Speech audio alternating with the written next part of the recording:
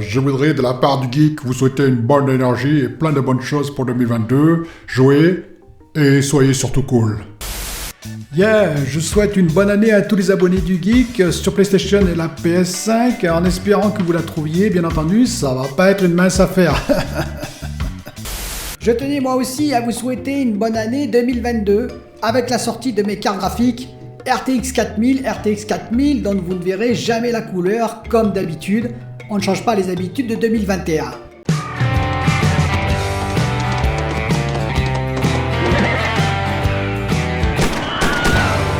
Bonjour les amis, heureux de vous retrouver pour cette nouvelle Actu du Geek, la première de 2022, et je vais en profiter pour vous souhaiter une bonne année, et surtout une bonne santé, c'est ça qui compte, hein, c'est ça le principal. Donc une bonne santé, et puis plein de choses merveilleuses pour vous, que ce soit en dehors du JV, en dehors du jeu vidéo, ou dans le jeu vidéo. Alors on va démarrer cette nouvelle saison, 2022, cette saison spéciale Geek, le bon, la brute et le geek, avec pas mal de petites news. Il n'y a pas énormément de révolution dans le jeu vidéo, mais il y a quand même des news, des brèves on va dire, et quelques infos intéressantes. On va parler d'Intel, vous allez voir pourquoi, Intel et Samsung. On va parler de AMD et Samsung, décidément. On va parler de AMD aussi. On va parler de Spider-Man, et oui, Spider-Man, j'ai vu le dernier Spider-Man au cinéma, et je vais en parler tout à la fin, sans aucun spoil, comme d'habitude. On va également parler de jeux d'abonnés que je n'ai pas fait, mais il y a des abonnés qui m'ont dit, tiens, fais ce jeu, c'est intéressant, donc je vais vous en parler, pourquoi pas vous donner quelques idées. On va parler aussi de Forza rapidement, et d'un top 20 de vente de jeux, qui est assez étonnant, à vrai dire, quoique. Alors pour commencer, merci encore pour les 16 000 abonnés qui me suivent depuis longtemps pour certains, et les nouveaux abonnés, ça me fait extrêmement plaisir. En route pour les 20 000 abonnés, comme on dit, dans cette année 2022, on verra bien. En tout cas, écoutez, merci à tous. Pour ceux qui me suivent, je joue actuellement au Gardien des Galaxies que j'ai pris sur PS5, en boîtier, en physique, je reprécise. Écoutez, je me régale, j'en parlerai de ce jeu une fois que j'aurai terminé, mais il est juste topissime.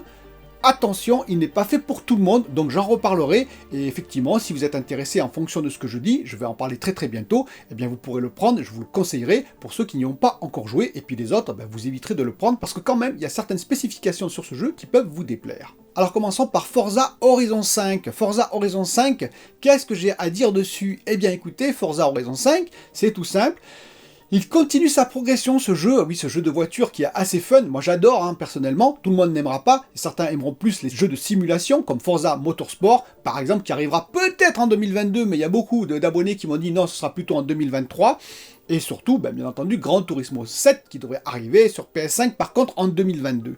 Mais ce jeu-là, si vous aimez l'arcade, finalement, quelque part, les jeux d'arcade, c'est-à-dire des jeux où vous êtes totalement débridé, eh bien vous pouvez prendre ce jeu-là, il est superbe, il y a plein de compétitions différentes, et voilà, c'est juste fun. Et apparemment, il y a beaucoup de joueurs qui suivent mon avis, puisqu'il y a 14 millions de joueurs sur Forza Horizon 5. 14 millions de joueurs, c'est-à-dire qu'il continue sa progression, et il alimente finalement ce que j'ai déjà dit, c'est-à-dire que, grosso modo, pas mal de personnes ont acheté le jeu, n'ont pas pris le jeu dans le Game Pass, mais ont acheté le jeu sur différents supports, et surtout, ont acheté après des items qui, bien entendu, vous pouvez acheter comme dans tous les jeux de ce type-là, c'est-à-dire des améliorations en termes de contenu, en termes de skins. Et donc, il y a des gens qui achètent également, qui alimentent le jeu comme ça, et il est probablement donc entièrement remboursé. En termes de développement, j'y crois de plus en plus. Alors, ce ne sera pas le cas de tous les jeux qui vont arriver Day One dans le Game Pass, comme j'avais déjà expliqué, mais ce sera quand même le cas de pas mal de jeux. Je pense que le dernier Age of Empires, par exemple, a été également quasiment remboursé. Alors, une petite news qui est assez marrante, qui ne définit pas, je vous rassure, le jeu tel qu'il est en 2021, mais quand même, sur Amazon, qui est quand même une grosse plateforme, sur Amazon, en physique, je précise, quel est le top 20 des jeux qui ont été le plus achetés? Eh bien écoutez, sur les 20 jeux, j'étais incroyablement surpris, sur les 20 jeux qui ont été le plus achetés sur Amazon, 18 sont des jeux Switch, voilà, 18, et 2 sont des jeux PS4. Aucun jeu PS5, aucun jeu Xbox nouvelle génération. Alors Xbox c'est un peu normal puisqu'on est dans le Game Pass, donc évidemment peu de gens achètent quand même les jeux. Et côté par contre PS, effectivement on aurait pu croire que Spider-Man par exemple aurait été beaucoup acheté, que par exemple Returnal aurait été beaucoup acheté, etc. Eh bien non, c'est des jeux PS4, deux jeux PS4 qui arrivent en plus plutôt dans le bas du classement. Tous les jeux qui ont été achetés sur Amazon, c'est des jeux Switch. Alors oui, je sais ce que vous allez dire, bien entendu, pour PC par exemple, on n'achète pas les jeux sur Amazon, on achète plutôt les jeux sur Steam En dématérialisé, j'en avais déjà parlé, Steam ou Epic Games, c'est plutôt ça qui est acheté. Et sur les consoles, on va aller plutôt sur PlayStation Store, ou alors Nintendo également, sur le store de Nintendo, ou alors en magasin physique, puisqu'on parle de jeux physiques. Mais quand même, j'ai trouvé l'information assez surprenante. Switch se porte très très bien, hein. La Nintendo Switch se porte quand même pas si mal que ça. Eh bien écoutez, Nintendo résiste encore très très fort. Samsung collabore avec AMD, et oui, Samsung a collaboré avec AMD pour son dernier processeur mobile. Ça veut dire quoi? Ça veut dire que grosso modo, ils vont intégrer le RDNA 2 dans leur processeur mobile. Ils vont intégrer la nouvelle architecture de AMD dans leur processeur mobile. Alors certains se sont posé la question, est-ce que ce processeur va aller ailleurs? Par exemple, pourquoi pas dans un PC quelconque? Non, je n'y crois pas, c'est vraiment fait pour la mobilité, pour leur téléphone portable, probablement, pour accélérer tout ce qui est partie graphique dans leur téléphone portable, leur prochaine génération. On verra si j'ai raison, mais en tout cas, effectivement, cette collaboration a l'air intéressante. AMD collabore énormément et beaucoup plus finalement maintenant que Nvidia, si on regarde bien, parce que Nvidia collabore avec Nintendo probablement pour la future Switch, mais AMD collabore avec beaucoup de monde, bien entendu, on le sait, Xbox, on le sait, PlayStation et on le sait maintenant Samsung.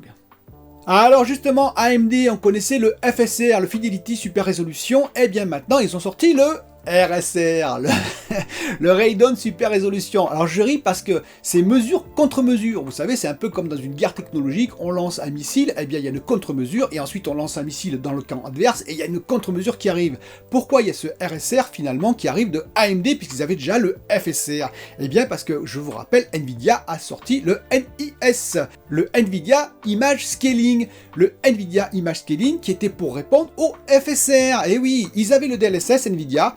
AMD ont sorti le FSR. Le FSR, avantage, eh bien, on peut l'installer beaucoup plus facilement et sur toutes les plateformes, alors que je vous rappelle, le DLSS, c'est uniquement avec les cartes RTX, puisque bien entendu, il faut des tenseur core en hardware, dans les cartes graphiques, dans les GPU, pour pouvoir utiliser le DLSS. AMD FSR, il n'y a pas besoin de hardware spécifique, il peut même marcher, je vous rappelle, sur des cartes Nvidia. Et donc Nvidia, quand ils ont vu ça, ils ont ressorti de leur carton le NIS, le Nvidia Image Scaling. Et bien maintenant, AMD, qu'est-ce qu'ils font? Ils sortent le RSR. Quelle est la différence du RSR par rapport au FSR? C'est tout simple. Le FSR, il faut quand même une adaptation de la part des développeurs pour pouvoir l'utiliser. Ainsi, actuellement, il y a plus de 40 jeux qui l'utilisent, bientôt 73 jeux, mais ça veut dire que les développeurs doivent quand même l'implanter dans leur jeu, dans leur code, pour pouvoir être utilisé. Eh bien, le RSR de AMD, pas du tout. Il pourra être installé partout sans que le développeur ait quoi que ce soit à faire. Et ça, c'est la grosse différence pour contrer le NIS de Nvidia. Donc écoutez, c'est pas si mal que ça. Comme je vous ai expliqué, la concurrence amène bien entendu de la technologie, des réponses de la part des constructeurs qui peuvent nous bénéficier à nous. On verra ce que donne ce RSR qui doit être un peu moins bon que le FSR, c'est ce qui est dit quand même, mais ça peut toujours apporter quelque chose de plus à tous les jeux pour ceux qui ont des configurations qui sont assez modestes ou moyennes. Intel ont collaboré, ou plutôt il y a eu un essai de fait sur des cartes mères Intel Z690 avec un nouveau Samsung PM1743, un SSD NVMe PCI Express 5.0 qui est monté à près de 14 gigaoctets secondes. Et oui, 14 gigaoctets secondes en lecture, c'est juste énorme. Donc vous voyez, on a dépassé maintenant bien entendu le super SSD de la PS5, ce qui était logique, et on va aller encore beaucoup plus loin. D'ailleurs, ils ont fait un essai en RAID, c'est-à-dire en montant 2 SSD sur la carte mère en parallèle, et ils ont monté à 28 gigaoctets secondes, ce qui est logique, ou quasiment 28 gigaoctets secondes. Vous imaginez le débit en termes de lecture, et même d'écriture, c'est juste énorme. Bien entendu, actuellement, ce n'est réservé qu'aux professionnels, ça coûte très très cher, mais ça préfigure l'avenir, c'est-à-dire que dans 1, 2 ou 3 ans, eh bien dans 3 ans, vous aurez ça chez vous sans aucun problème, et même plus rapide. Donc ça promet beaucoup, en particulier pour les jeux, pour les chargements, parce qu'effectivement, vous allez voir, je vais parler de jeux, en particulier d'un jeu, de plusieurs jeux, mais d'un jeu que m'ont conseillé les abonnés, dont le défaut, à l'époque, c'était il y a quelques années seulement, eh bien c'était les temps de chargement qui étaient horriblement longs. Et maintenant, sur les nouvelles consoles, ce défaut a totalement disparu. J'en profite pour dire, et ce n'est pas une vidéo promotionnelle, j'ai vu le SSD Crucial, 1 Teraoctet, spécial PS5, vous savez, en interne, enfin l'externe qu'on met en interne, de 1 Teraoctet, eh bien à 140 €. Voilà, vous chercherez, mais 140 €, le 1 Teraoctet, écoutez, ça commence à être un prix plus que raisonnable pour augmenter la capacité de votre PS5. Donc vous regardez, il y a des promotions actuellement, donc c'est très intéressant pour augmenter, si vous le voulez, la capacité de votre PS5. Et continuons avec les jeux des abonnés. Alors j'en ai pris 4, les 4 derniers qu'on m'a indiqué parce qu'il y a plein d'abonnés qui m'indiquent tout le temps des jeux et c'est super sympa de votre part. Il faut savoir que je n'ai pas le temps de tous les faire malheureusement, comme je vous ai déjà expliqué durant la vidéo spéciale abonnés, mais effectivement je vais vous les reporter, je vais reporter ça pour tous les gens qui me regardent parce que ça peut être une bonne idée pour vous si vous avez le temps de jouer ou si vous êtes intéressé par ce jeu-là. C'est des jeux d'ailleurs qui ont de très bonnes notations généralement ou de bonnes notations. Le premier c'est Quantum Break qui est tiré effectivement de la série qui est sortie en 2016, donc il commence un peu à dater, mais il a l'air très bien, c'est un TPS qui va reprendre bien entendu la trame de la série, donc c'est un jeu exploration action. Alors il avait quelques défauts à l'époque qui étaient notés, clipping, ralentissement et surtout chargement ultra long, c'est ce que je vous expliquais avant durant la vidéo, et donc tout ça, ça a disparu avec la puissance des nouvelles consoles, vous n'avez plus normalement de clipping, de temps de chargement et de ralentissement, donc ces défauts-là ont totalement disparu et donc vous bénéficiez de l'expérience totale du jeu. Alors un autre jeu qui a l'air très intéressant, c'est aussi un TPS, mais un TPS survival, c'est Valheim. Valheim, vous êtes dans un monde qui est apparemment généré aléatoirement et vous pouvez jouer en plus entre amis dans ce monde-là. Donc vous allez avoir beaucoup de phases d'exploration avec des décors assez surprenants dans un monde vaste et ouvert. Et vous allez devoir survivre, affronter des boss et également explorer et construire. C'est vraiment un jeu de survie mais qui a l'air assez différent des autres. Donc Valheim en terre viking, écoutez, je vous conseille de regarder ce jeu si vous êtes intéressé par ce type de jeu, il a l'air très intéressant. Un autre jeu qui a l'air très intéressant, c'est Disco Elysium. Disco Elysium, c'est un RPG, parce que j'ai parlé de RPG comme Baldur's Gate 3 par exemple, qui va arriver normalement, la version finale, bientôt en 2022 normalement. Eh bien écoutez, Disco Elysium, c'est un RPG qui a l'air très bien, vous allez façonner votre personnage, c'est-à-dire que vous avez plein de composantes pour faire votre propre personnage, comme dans un vrai RPG. Vous avez une aventure qui est très intéressante, en plus le jeu s'adapte à votre personnage. C'est-à-dire que si vous avez un personnage qui est plutôt fragile, eh bien lorsque vous allez tomber sur un cadavre, vous allez avoir tendance à vomir, et oui, c'est un exemple qui a été donné, et donc vous allez devoir aller en pharmacie pour acheter un anti-vomitif, et oui, pour aller pouvoir enquêter sur le cadavre. Si vous êtes plutôt un gros baraquet, par contre, vous n'aurez aucun problème de ce côté-là. Et ainsi de suite. Donc l'aventure va s'adapter en fonction du personnage que vous avez pris, des attributs que vous avez sur votre personnage.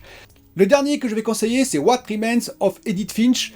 Oui, un titre rallonge. Alors c'est un jeu qui est sur le Game Pass, je le précise quand même, qui ne dure que 2h30, donc un jeu assez court. Donc il est possible que je le fasse, puisque s'il est court, j'aurai peut-être le temps de le faire. C'est un jeu plutôt, on va dire, aventure, exploration. Alors c'est pas un jeu où vous allez tirer partout, c'est plutôt un jeu contemplatif, c'est un jeu où vous allez explorer un monde en l'occurrence qui a l'air très beau.